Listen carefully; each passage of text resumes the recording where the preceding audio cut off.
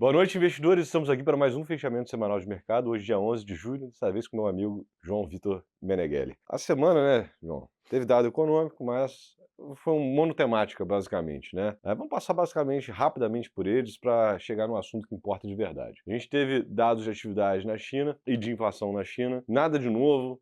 A economia segue crescendo, mas aquém das expectativas. E também com aquela dúvida em relação à confiabilidade dos dados, a China está com uma inflação zerada ou deflação, a depender do indicador que você usa. Isso não é a inflação de quem está crescendo 5% ao ano. Então sempre tem essa dúvida lá. Aqui no Brasil, o mais importante, a gente teve o IPCA de junho. Ele veio alto acima das expectativas, inclusive carregando os 12 meses para cima da meta. Tá?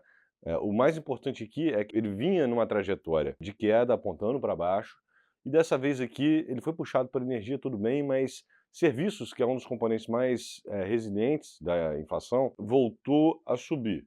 Isso é preocupante, a gente tem que observar, isso dificulta aqui o trabalho do Banco Central Brasileiro e, eventualmente, cortar os juros. Agora, o que importa, né? A gente começou a semana já sabendo que a gente tinha um deadline na quarta-feira, que é 2 meses atrás o Trump postergou o início das tarifas sobre o mundo inteiro para o dia 9 de julho, quarta-feira. A gente abriu a semana, segunda-feira, com ele dando mais uma postergada, falando, ó, elas vão entrar em vigor no dia 1º de agosto, caso não haja nenhum acordo firmado entre os países, né? Aí, no meio do caminho, ele foi lá, taxou a Coreia do Sul e Japão 25%, taxou cobre, que ele acaba importando do Canadá, do México e principalmente do Chile. Taxou o Canadá também em itens que não estão dentro do acordo que ele mesmo firmou com o Canadá lá atrás, no primeiro mandato dele, e mirou aqui no Brasil, né? Antes, todas as medidas dele estavam sendo pautadas por agenda econômica, no sentido de que ele estava sendo mais agressivo com países que têm uma balança comercial superavitária com os Estados Unidos, ou seja, aqueles países que vendem mais para os Estados Unidos do que compram. Não é o caso do Brasil. O Brasil compra mais os Estados Unidos do que vende. E na carta ele dá como motivo especificamente o tratamento que Bolsonaro vem tendo da justiça brasileira.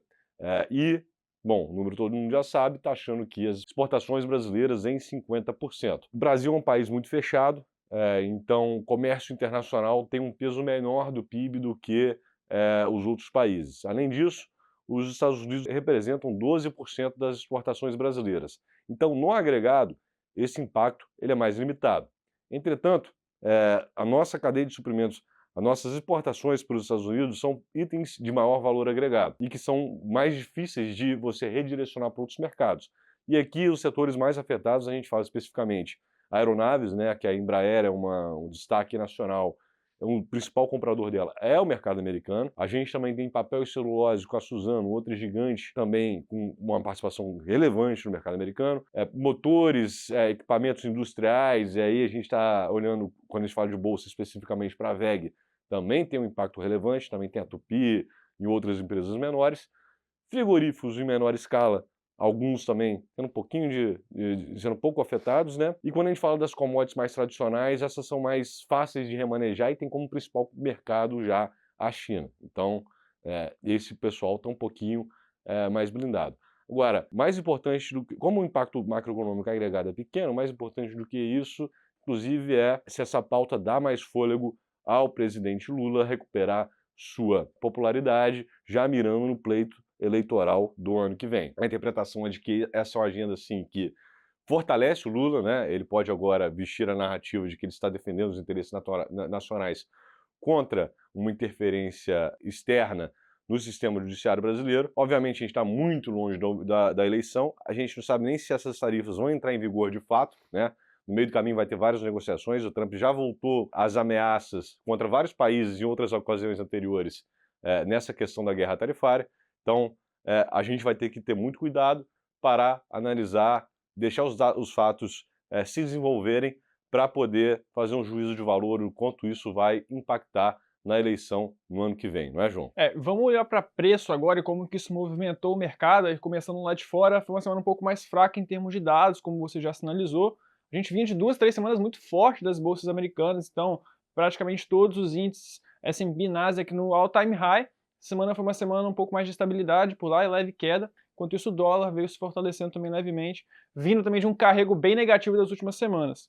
Lá fora o mercado ficou um pouco mais vazio. Aqui que o mercado reagiu mal a toda essa repercussão das tarifas. Então, o principal índice brasileiro, que o Ibovespa, encerra a semana caindo um pouco mais de 3%, 3,5%, uma queda bem relevante, bem acentuada. E o dólar também se valorizou contra o real mais de 2% na semana e vai caminhando aqui para encerrar a semana assim, acima da faixa dos 5,57. Naturalmente, já trouxe o dado de IPCA, ele veio um pouquinho acima, refletiu também na curva de juros, a gente viu os juros aqui no Brasil aumentando por toda a curva, mas como você bem ressaltou, a gente não tem um impacto macro por parte da tarifa em termos de PIB tão relevante, mas a gente tem empresas sim sendo muito afetadas. Aqui você já trouxe alguns exemplos, mas a Embraer tem quase 25% da receita proveniente diretamente dos Estados Unidos, foi um dos papéis que liderou as quedas no índice nessa semana, vai encerrar a semana caindo um pouco mais de 11%.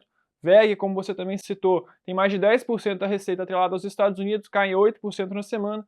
E aqui numa escala menor, papel celulose, Suzano e Klabin, cai na ordem de 4% na semana, com uma receita também um pouco menor proveniente dos Estados Unidos. Bom, Dirceu, e diante disso tudo, a semana que vem ainda vai continuar sendo muito agitada, mas em termos de calendário econômico, como que a gente fica? A gente tem uma semana um pouquinho mais cheia de calendário econômico. A gente vai ter PIB chinês na segunda-feira, também acompanhado de números do mercado de trabalho chinês, é importante aqui para medir uma eventual retomada de um crescimento mais pujante na China.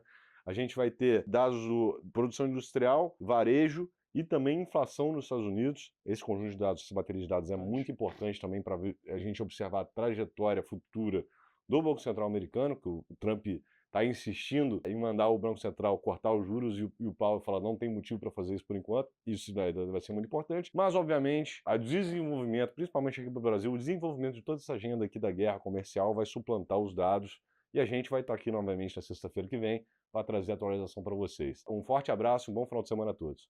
Obrigado, investidores, e até a próxima semana.